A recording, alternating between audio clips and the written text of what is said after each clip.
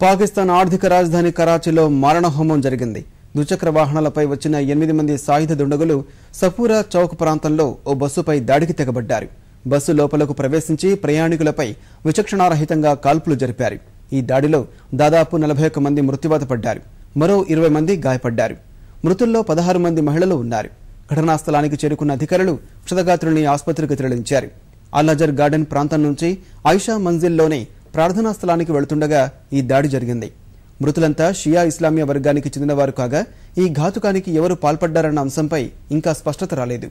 తాలిబన్లు, లష్కరే జంగీ ఉగ్రవాద సంస్థలే ఇలాంటి దాడులకు పాల్పడిన చరిత్ర ఉన్నందున పోలీసులు ఆ కోణంలో దర్యాప్తు సాగిస్తున్నారు.